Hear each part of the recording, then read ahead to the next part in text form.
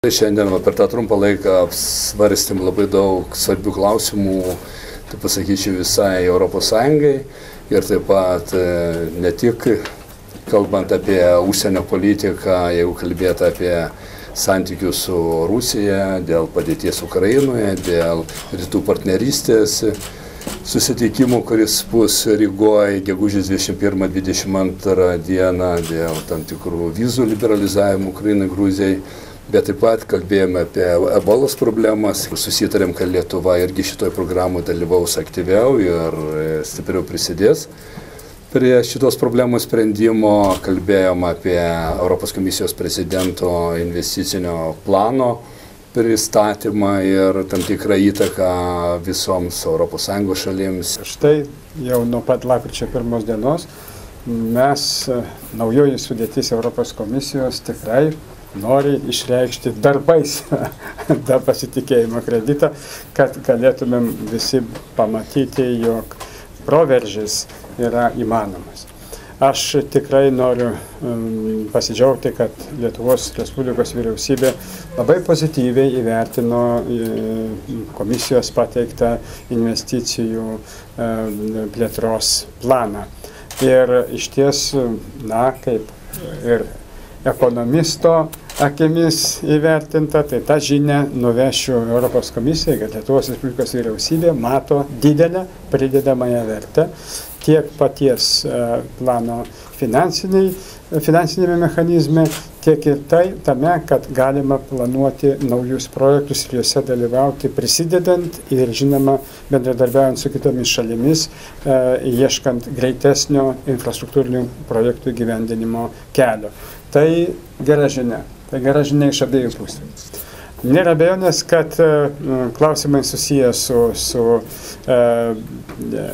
rytų partnerystė aptariami taip pat visiškai akivaizdžioj šviesoj, nes pereitą savaitę komisaras Johannes Hahn buvo Ukrainoje ir Ukrainoje labai detaliai aptarė, ką reikia dabar daryti, kad ES skiriama parama būtų efektyviau panaudojama, ypatingai šią žiemą, užtikrinant galimybę, kad finansinė parama bus paskirstyta tose srityse, kuriuose labiausiai žmonės yra nukentėję arba nukentės nuo galimos susidariusios sudėtingos ekonominės situacijos.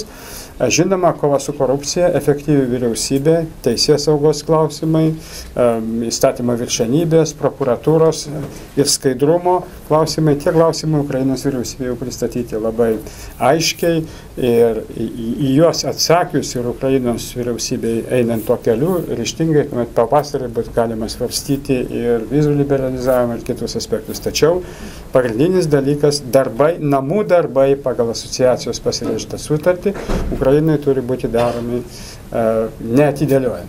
Tai tas paketas taip pat buvo mūsų aptartas ir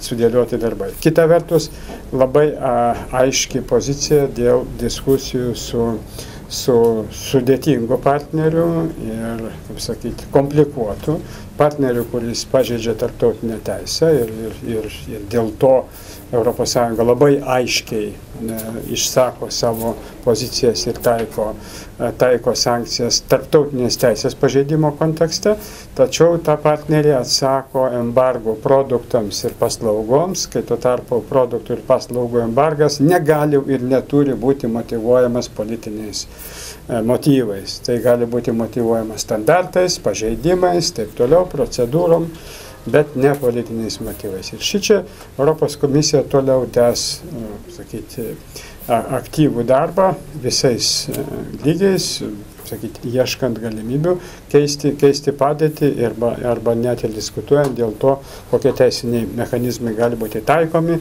kad tą poziciją kuo greičiau būtų galima išspręsti. Aptarėme ir kompensacijų klausimus, kaip sakiau, Europos komisija papildomai skiria kiaulių maro kompensavimui 1 937 000 eurų pereitą savaitę ir tai turės būti greitai įsisavinta Lietuvoje iki metų pabaigos. Žinoma, yra tam tikri terminai, per kuriuos dar galimi tam tikri lankstumai.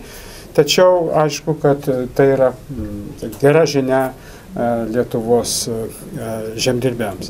Pieno kvotų klausimai buvo aptarinėjami ir rinkų problemas ir neabejotinai man labai dar smagu pasakyti, kad aš pristačiau savo portfelyje tą mano poziciją dėl pandemijų ir epidemijų ir aišku ebolos protrūkio